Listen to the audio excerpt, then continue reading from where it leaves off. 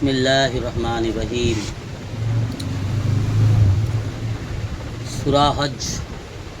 সূরা হজের মধ্যে আল্লাহ সুবহানাহু ওয়া তাআলা উম্মতে মুহাম্মাদীকে নিজেদের দায়িত্ব বুঝাচ্ছেন, নিজেদের কর্তব্য, আমাদের কর্তব্য আমাদেরকে আল্লাহ বুঝাচ্ছেন। কি বুঝাচ্ছেন? আল্লাহ তাআলা বলছেন সূরা হজের মধ্যে, আল্লাহ তাআলা কোরআনের, আল্লাহর বাণী, আল্লাহর কালাম, আল্লাহ আমাদের সঙ্গে কথা বলছে, আমাদেরকে বলছে। কি বলছেন? আল্লাহ তাআলা বলেন, এই মুসলমানগণ, এইরূপ যে যদি আমি তাহাদিগকে দুনিয়াতে রাজত্ব দান করি, তবে তাহারা নিজেরাও নামাজের পাবন্দি করিবে এবং যাকাত প্রদান করিবে এবং অন্যদেরকেও নেক কাজ করিতে বলিবে। বলছেন আল্লাহ সুবহানাহু ওয়া তাআলা, ভালো করে শুনি, ভালো করে বুঝি, আরেকবার শুনি। আল্লাহ তাআলা ইরশাদ করছেন, মুসলমানগণ এমন হইবে, মুসলমানগণ যারা প্রকৃত নেক মুমিন মুসলমান, আল্লাহর প্রিয় বান্দা বান্দি, তাদের গুণ এমন হবে, তাদের গুণ এমন হওয়া দরকার। আল্লাহ বলছেন, যদি আমি কোনো মুসলমানদেরকে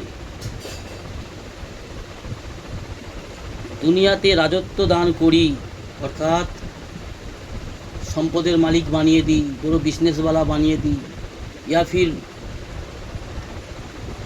বড় কোনো সম্মানী ব্যক্তি বা বড় কোনো ডিগ্রি বা বড় কোনো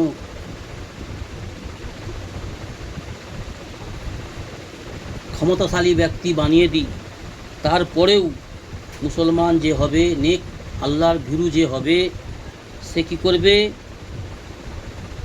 5 ওয়াক্ত নামাজের পাবন্দি করিবে এবং যাকাত প্রদান করিবে এবং অন্যদেরকেও নেক কাজে করার আদেশ করিবে, নেক কাজ করিতে বলিবে এবং সৎ কাজ হইতে, অসৎ কাজ হইতে নিষেধ করিবে।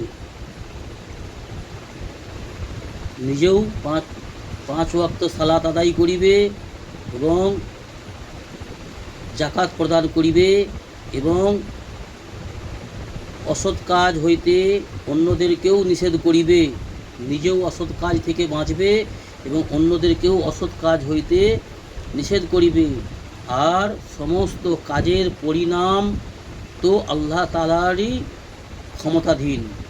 সমস্ত নেক কাজের প্রতিদান এবং বদলা আল্লাহ তাআলার ক্ষমতাধীন, আল্লাহ তাআলার কাছেই ক্ষমতা রইয়াছেন। আজকে জোহরের পরে একটা হাদিস মসজিদে পড়া হলো, শুনলাম।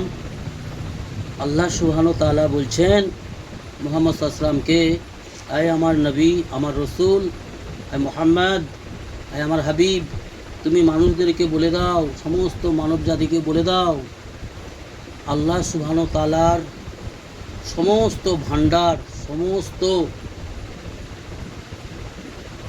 বস্তুর ভাণ্ডার আল্লাহ তাআলার কাছে অফুরন্ত রহিয়াছে। অর্থাৎ সম্পদ, সন্তান, সম্মান এবং সমস্ত মনোকামনা পুরো করার জন্য, মানব জাতির মনোকামনা, মনের আশা পূরণ করার জন্য সমস্ত বস্তুর ভাণ্ডার আল্লাহ সুবহানাহু ওয়া তাআলার কাছে অফুরন্ত রহিয়াছে। আল্লাহ তাআলা সমস্ত ভাণ্ডার থেকে প্রত্যেক বান্দার চাহাত পরিমাণে, চাহাত হিসাবে পরিপূর্ণভাবে দেওয়ার পরেও আল্লাহর ভাণ্ডার থেকে অতি সামান্য পরিমাণও কম হবেন না। অর্থাৎ আল্লাহ তাআলার কাছে, আল্লাহ তাআলার ভাণ্ডারে সমস্ত বস্তু অফুরন্ত রহিয়াছে। কিন্তু আমরা আল্লাহ তাআলার ভাণ্ডারের আশা ছেড়ে আমরা মানুষের কাছে অনেক বিষয়ে আশা করি, অনেক প্রয়োজন পেশ করি মানুষের কাছে। আল্লাহ তাআলা বলছেন, ওই সমস্ত মুনাফিকরা, যারা মুনাফিক, আল্লাহর ভাণ্ডারের উপরে জ্ঞান রাখেন, আল্লাহর বস্তুর ভাণ্ডারের বিষয়ে জ্ঞান রাখেন, জানেন, কিন্তু তারা মানে না, অন্তর থেকে মানে না।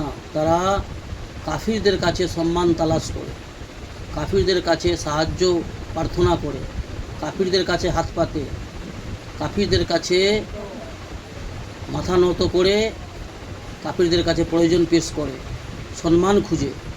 এরা হচ্ছে মুনাফিক। অর্থাৎ মুমিন বান্দা হওয়ার জন্য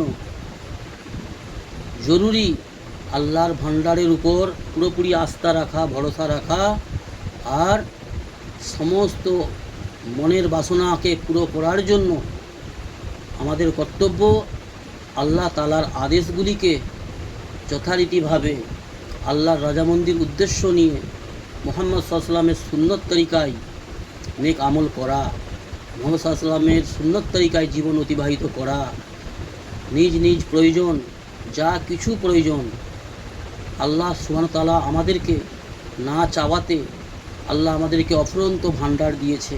আমরা যদি একটু চিন্তা ভাবনা করে বিবেচনা করে দেখি, আল্লাহ আমাদেরকে অফুরন্ত নিয়ামত দিয়েছে, সমস্ত কিছু না চাওয়াতেই দিয়েছে আল্লাহ আমাদেরকে। আর যা দিয়েছে প্রয়োজনের অনেক বেশি দিয়েছে, কোনো কিছুই চাইনি আল্লাহ আমাদেরকে না চাওয়াতে, অফুরন্ত নিয়ামত, অফুরন্ত বিষয়বস্তু দিয়েছে। তারপরেও আমরা হচ্ছি নালায়েক, মূর্খর মতন কাজ করি। আমরা আল্লাহর নাফরমানি করি, আল্লাহর শুকরিয়া আদা করি না, আল্লাহর গুরুত্ব, আল্লাহর আজমত আমাদের অন্তরে না থাকার কারণে আমরা কি করি না, মুনাফিকি করি, শিরক করি, কুফরি করি, অন্যের কাছে হাত পাতি। তো আল্লাহ রব্বুল আলামিন এমন ব্যক্তিকে মুনাফিক বলছে, যারা সৃষ্টি বস্তুর কাছে, মখলুকের কাছে অপদস্থ হওয়ার জন্য হাত পাতে, প্রয়োজন পেশ করে, সম্মান তালাশ করে। আমাদের সমাজে এমন মুনাফিক ব্যক্তি অগণিত রয়েছে, হাজারো রয়েছে। সেহেতু আমাদের কর্তব্য, প্রত্যেকটা নেক মুমিন মুসলমান বান্দাবান্দির কর্তব্য, নেক ফরমাবরদার মুহাম্মদ সাল্লাল্লাহু আলাইহি ওয়াসাল্লামের উম্মতের কর্তব্য আল্লাহর কাছে সাহায্য প্রার্থনা করা, সমস্ত বিষয়ে আল্লাহর কাছে সাহায্য প্রার্থনা করা, আল্লাহর কাছে নত হওয়া, আল্লাহর কাছে সেজদা করে আল্লাহর বিধানকে যথারীতিভাবে মেনে সালাতের দ্বারা, সাদকার দ্বারা বিপদ থেকে রক্ষা পাওয়ার জন্য আল্লাহর কাছে সাহায্য প্রার্থনা করা, এবং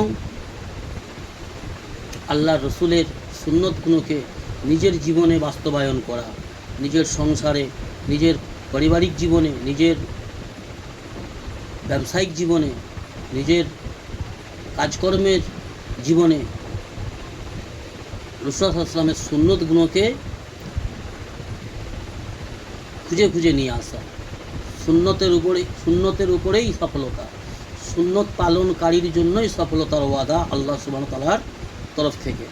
আল্লাহ তাআলার পক্ষ থেকে সফলতার ওয়াদা রয়েছে, কামিয়াবির ওয়াদা রয়েছে, সম্মানের ওয়াদা রয়েছে।